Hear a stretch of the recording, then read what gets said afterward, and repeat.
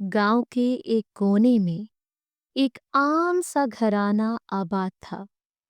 घर का सरबराह हारिस दिन रात मजदूरी करता ताकि अपने बच्चों और बीवी का पेट पाल सके। लोग इसे ईमानदार और मेहनती समझते थे। उसकी बीवी आयशा बज़ाहिर सबके सामने बड़ी नेक और परहेजगार दिखाई देती। हमेशा पर्दा करती, जुबान पर अल्लाह का जिक्र रखती और मोहल्ले की औरतों को नसीहत करती। लोग कहते, हारिस बड़ा खुशनसीब है कि उसे नेक बीवी मिले। लेकिन हकीकत कुछ और थी। आयशा के दिल में एक खौफनाक राज छुपा था।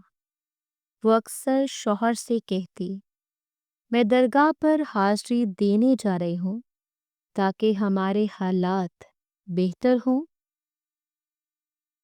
हारिस खुशी खुशी इजाज़त दे देता, मगर दरअसल आयशा दरगाह के नाम पर गुनाह की तरफ जा रही थी।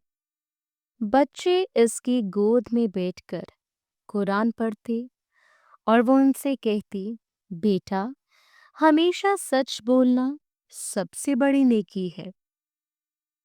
बच्चों को क्या खबर कि माँ की जुबान और माँ के अमल में कितना फर्क है। फिर एक दिन आयशा घर से निकली, शौहर को कहा, मैं दुआ के लिए दरगाह जा रही हूँ। जैसे ही वो दरगाह के करीब पहुंची, आसमान पर काला तूफानी बादल छा गया। परिंदे खामोश, हवा रुक गई और पूरा माहौल खौफनाक हो गया। आयशा ने कदम दरगाह पर रखा तो जमीन लर्ज गई। एक रोशनी ऊपर से उतरी और सीधी उस पर गिरे। वो चीखने लगी, मुझे बचाओ, ये क्या हो रहा है। लोगों के सामने इसका जिस्म बदलने लगा, चेहरा बिगड़ने लगा, आवाज भारी हो गई और देखते ही देखते वो एक जानवर की शक्ल में तब्दील हो गई। मजमा चीख पड़ा, औरतें रोने लगीं, मर्द अस्तगफार पढ़ने लगे। एक बुजुर्ग लड़ती आवाज में बोले, ये औरत अपने शौहर से खयानत करती थी, दरगाह के नाम पर गुनाह करती थी। अल्लाह ने इसको दुनिया में जलीलो रुस्वा कर दिया। जब ये खबर घर पहुंची तो बेटी रोती रही, मेरी माँ कहाँ है। हारिस जमीन पर गिर गया और आहिस्ता आहिस्ता बोला, या अल्लाह, मुझे सब्र दे।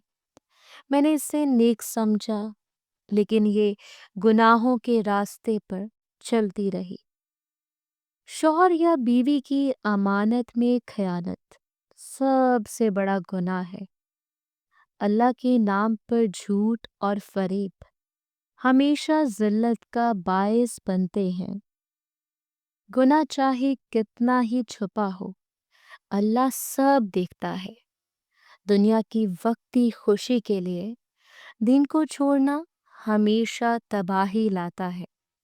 वालिदैन को अपनी औलाद की दीनी तरबियत करनी चाहिए ताकि वो गुमराही से बच सकें। यह है इस औरत का अंजाम और हम सब के लिए एक सबक।